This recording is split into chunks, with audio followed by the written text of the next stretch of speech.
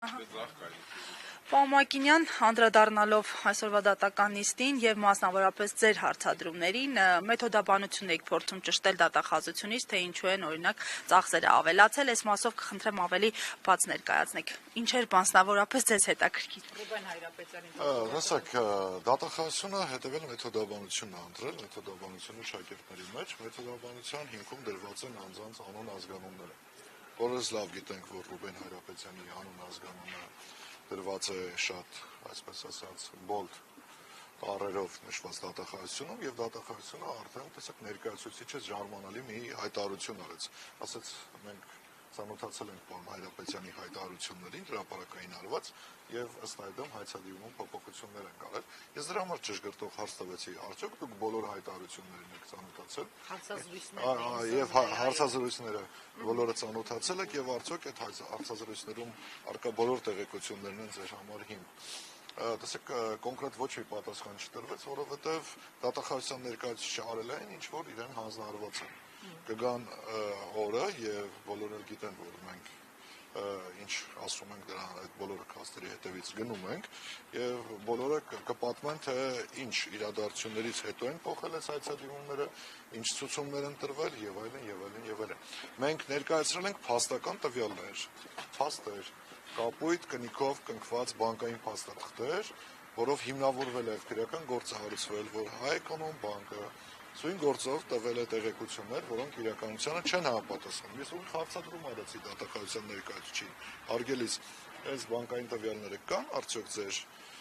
հայցադիմում հաշվարկին մասնակցում են, թե ոչ, պատասխանվեց, որ ոչ, սա աբսուրդ պրոցես է։ Դատախազությունը օգտագործում է մենակ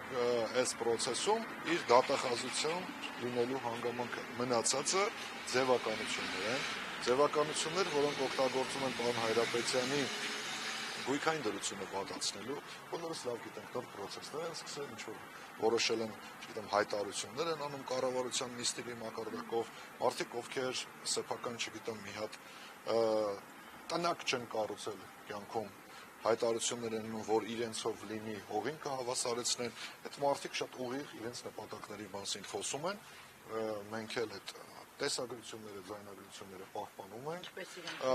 մենք պահպանում ենք վաղը մյուսօր քննիչներին օգնելու համար նաև զինության արձանագրություններ են կազմել, որ վաղը մյուսօր քննիչներին շատ ավելի հեշտ լինի այդ հանցավոր գործողությունները, որ իրականացվում են պարոն Հայրապետյանի եւ նաև այլ անձանց նկատմամբ փաստաթղթավորվեն հիմնել։ Տեսեք, հիմա պրոբլեմը որն է, սա 37 թիվը չի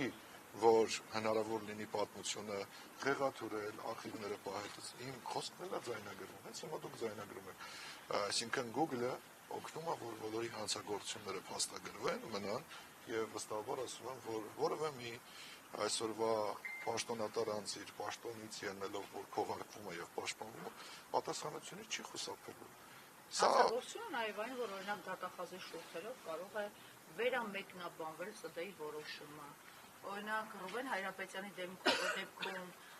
մարդը հետագայում է դարձել պատգամավոր, մինչ այդ գործարար է եղել, ներդրումներ է արել եւ այլն, սրանք վիճարկվում են քննարկվում որպես կոռուպցիա։ Եվ նրա ամբողջ ունեցվածքը, որը մինչև նույնիսկ պատգամավոր դառնալն է եղել, նորից վիճարկում են որպես կոռուպցիա։ Այս բոլոր հայտարարությունները եւս դուք այսպես համարյա սպառնալով հասկացնում եք, որ 20 տարի էլ անցել, սրանք միևնույն է վիճարկվելու են մի օր կամ դառնալու են քննության առարկա։ Այո, մենք ուղիղ ընդգծում ենք, որ ամբողջը քննության առարկա է դառնալու եւ ոչ մի անձ, ով այս իրավական խառնաշփոթի օգտագործմամբ մարդկանց իրավունքներն է սահմանափակում եւ մարդկանց նկատմամբ քաղաքական հետապնդումներ իրականացվում, վստահաբար ասում եմ, որ պատասխանատվությունից խուսափելու հնարավորություն չի ունենալու ուղղակի։ Պետության իրավական նորմալ պետության ձեռքերը լինելու են շատ երկար, ուրեմն ես ողջունում եմ այս նոր իշխանությունների քրեական օրենսգրքում կատարված փոփոխությունները վաղեմության ժամկետների հետ կապված, որ կատարել են, որ վաղեմության ժամկետները համարյա հասցրել են անհավանականի, այո, այն օրենսդրական փոփոխությունները եւ ողջունում նաեւ այսօրվա դատախազության մեթոդաբանությունը եւ վստահ եմ, որ նույն մեթոդաբանությամբ նաև իրենց նշանակած դատախազները իրենց իրապես ապօրինի գույքով կզբաղվեն։ Դուք նկատել եք լավ։ Պարոն Մակինյան, Ռուբեն Հայրապետյանի նկատմամբ վրեժխնդրությունը խտանում է ելնելով կառավարության նիստում հնչած ձեր մեջ բերած արտահայտություններից եւ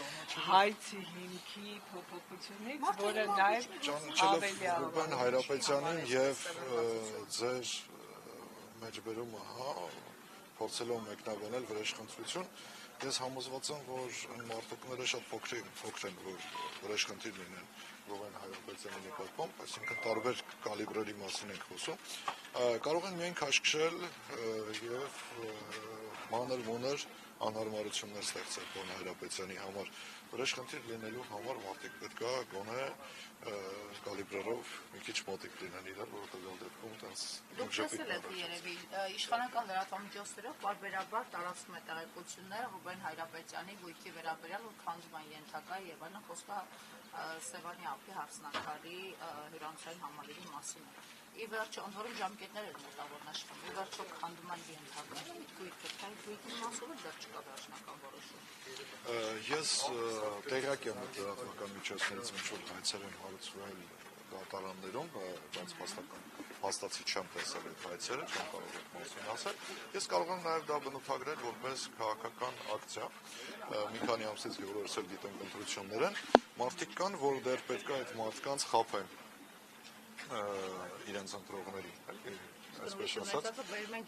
ձեզ ենք տալիս, հավասարացնում են գողի, ոչ մեկին չենք տալիս։ Չգիտեմ այդ հողին Որը մի հարկատու վերացնում ենք, էլի։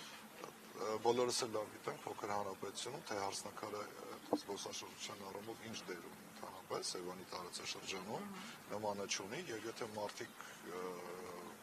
կան, որոնք, չգիտեմ,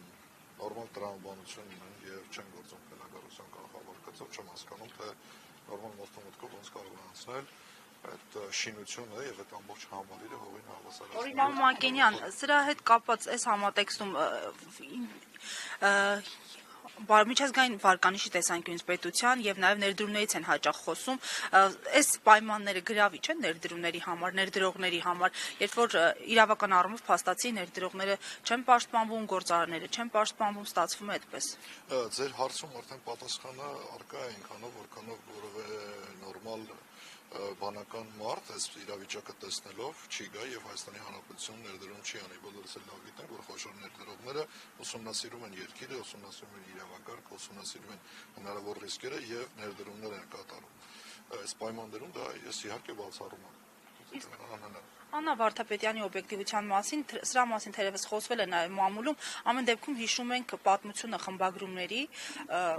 Վարդապետյանին առնչվող, որքանով օբյեկտիվ կարող է լինել Վարդապետյանը եւ նրա այսպես դատախազները։ Ուրեմն Աննա Վարդապետյանը բացարձակ չի կարող օբյեկտիվ լինել, Աննա Վարդապետյանը իր կողմից կատարած արարքները բացահայտվել են, լրատվամիջոցները հրապարակել են այդ տվյալները քրեական բարույթ անգամ հարուցվել եւ կարճվել։ Այդ գնահատականները կգա ժամանակը եւ օբյեկտիվ գլխավոր դատախազը գնահատականներ կտա արարքներին։ Ես եթե չեմ սխալվում,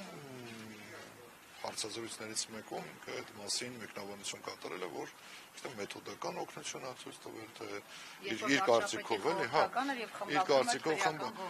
խմբագրում էր, ես մի փոքր ուղղում անեմ ձեզ, ոչ թե քրեական գործը, այլ անձին որպես ներգրավելու մասին որոշումը, այսինքն ամենահիմնական փաստաթղթում փաստական առումով խմբագրումներ կար, իմ աչքի առաջ է այդ փաստաթուղթը, այսպես ասած շատ լավ հիշում եմ, ուրեմն գծիկով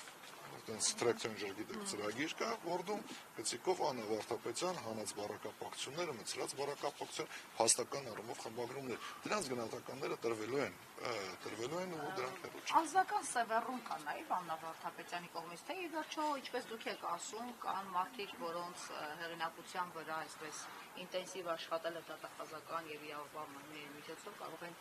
ռեյտինգ բերել օրինակ Փաշինյանին կամ հակառակը, հակառեյտինգ ան մարդկանց, ովքեր